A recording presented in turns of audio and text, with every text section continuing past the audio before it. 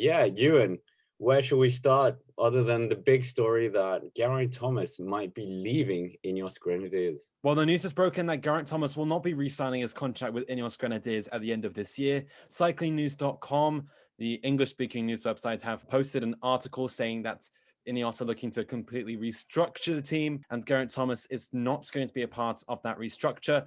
Currently, he's still working on a contract signed after his Tour de France victory and so forth, and the price is very high in comparison to his lackluster results over the past couple of years, and of course, his growing age.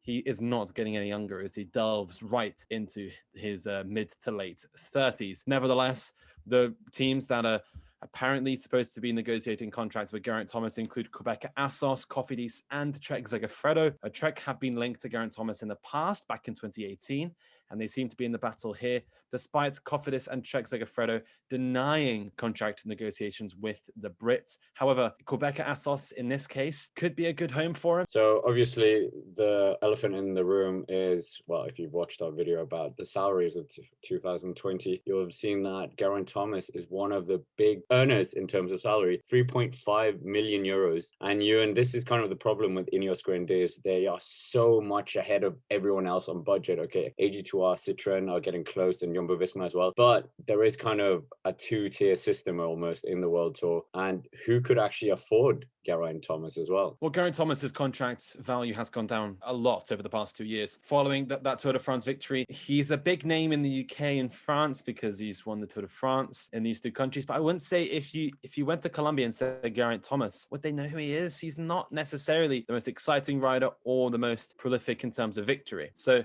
I think Geraint Thomas will probably have to take a big pay cut, but through media presence in the UK and so forth, he could sustain a living. I mean, he's already on a 3.5 million euro contract at the moment with Ineos Grenadiers, so he'll be fine. I just don't think he's going to be that big headline act at the new team he starts with. It might be a bit like Froome and replicating that. And speaking of which, he hasn't been linked to Israel Startup Nation, but this would not surprise me. They have big wallets, and they don't seem to have pro cycling stats open on their computers at the team. So I'm sure Geraint Thomas could be on their radar. Yeah, you said there he's 35. And one thing that I thought was a bit sad in the cycling news article was that he didn't mention his prestigious results already this season. The World Tour Catalonia podium, and of course winning the Tour de Romandie. He isn't spent. It's not like it's a injured Froome like in Israel Startup Nation signed, who hadn't had any results and was coming back from injury. And yeah, it was mainly just the name they were signing. He still has, despite the vast amount of crashes he's had this year, he still has a lot of performance in him. And we know a lot of riders can compete into their late 30s. Just look at Alejandro Valverde, Chris Horner. Yeah, that kind of league. And yeah, Ewan, do you not think he could do something at least next year and not just be another Froome, if you will? I don't think he'll be another Froome. I think he'll just not be in top 10 at a Grand Tour next year. He's already got the problems of bike handling issues and the fact that he's always relied on a strong team. His team guaranteed that 2018 Tour de France victory. He was up against Tom Dumoulin, who was almost riding solo in that Grand Tour.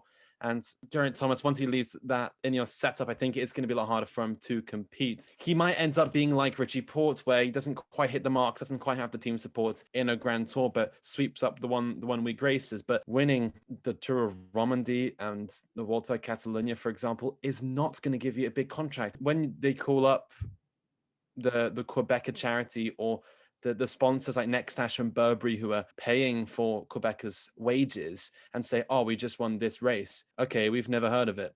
The marketing department have no idea what it is, and that is not going to hit the mark and doesn't warrant the high contract. That's just how business works. That's why there's so much emphasis on Grand Tours, Tour de France, and Paris-Roubaix. But nevertheless, I'm intrigued to see what the next chapter is going to be for Geraint Thomas, but he's not the only person leaving, is he?